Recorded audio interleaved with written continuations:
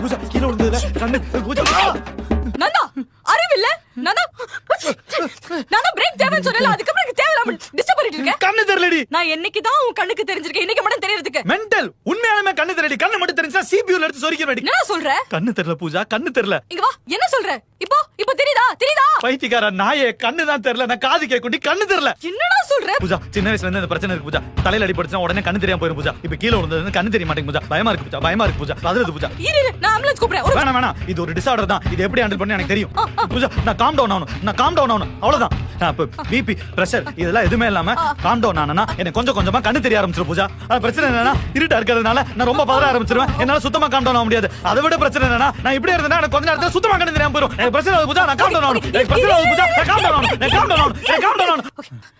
உனக்கு இப்ப calm down ஆகணும் அவ்வளவுதானே? நான் இருக்கேல, நான் பாத்துக்கிறேன். நான் உன்னை காம் டவுன் பண்றேன். அது தாண்டி எனக்கு பிரஷர் ஆகுது.